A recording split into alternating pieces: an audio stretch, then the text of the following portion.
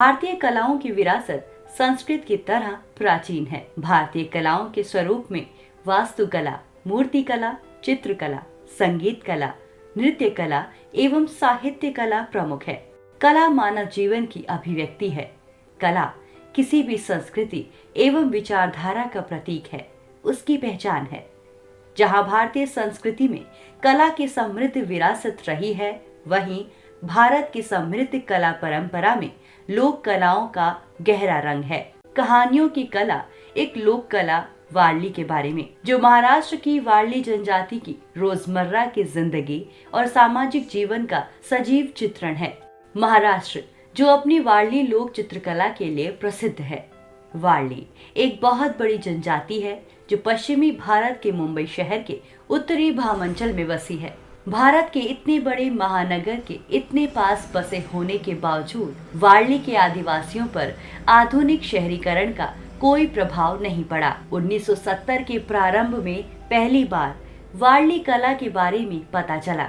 हालांकि इसका कोई लिखित प्रमाण तो नहीं मिलता कि इस कला का प्रारंभ कब हुआ, लेकिन 10वीं सदी ईस्वी पूर्व के आरंभिक काल में इसके होने के संकेत मिलते हैं। वारली महाराष्ट्र की वारली जनजाति की रोजमर्रा की जिंदगी और सामाजिक जीवन का सजीव चित्रण है।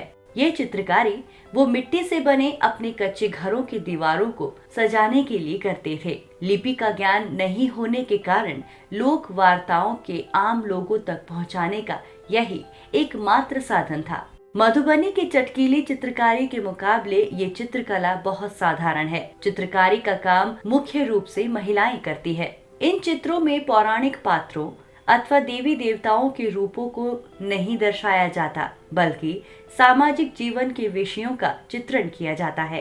रोजमर्रा की जिंदगी से जुड़ी घटनाओं के साथ साथ मनुष्यों और पशुओं के चित्र भी बनाए जाते हैं, जो बिना किसी योजना के सीधी सादी शैली में चित्रित किए जाते हैं। महाराष्ट्र के जनजातीय चित्रकारी का ये कार्य परंपरागत रूप से वारली के घरों में किया जाता है। मिट्टी की कच्ची दीवारों पर बने सफेद रंग के ये चित्र प्रागैतिहासिक गुफा चित्रों की तरह दिखते हैं और सामान्यतः इनमें शिकार, नृत्य, फसल की बुआई, फसल की कटाई करते हुए व्यक्ति की आकृतियां दर्शाई जाती हैं। कागज पर की गई वारली चित्रकारी काफी लोकप्रिय हो गई है और अब पूरे भारत में इसकी बिक्री होती है। आज कागज और कपड़े पर छोटी छोटी चित्रकारी की जाती है, लेकिन दीवार पर चित्र अथवा बड़े बड़े भित्ति चित्र ही देखने में सबसे सुंदर लगते हैं, जो वारलियों के एक विशाल और जादुई संसार की छवि को प्रस्तुत करते हैं।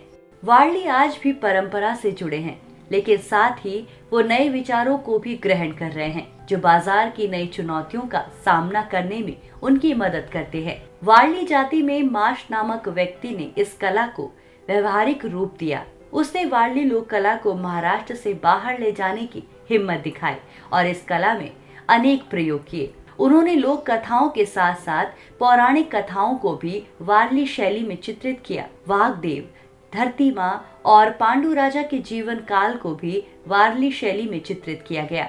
उन्होंने वारली में आधुनिकता का समावेश किया। मिट्टी गोंद के मिश्रण के साथ साथ काम ज्यादा टिकाऊ बनाने के लिए उन्होंने ब्रश और औद्योगिक गोंद का प्रयोग किया। इस प्रयोग से वारली कलाकृतियों को नए आयाम मिले और उनकी अंतर्राष्ट्रीय लोकप्रियता बढ़ने के साथ ही वारली जनजाति का आर्थिक स्तर भी सुधरने लगा। आज माश के अतिरिक्त शिवराम गोजरे और शरद वल्घानी जैसे कलाकार इस दिशा में कार्य कर रहे हैं।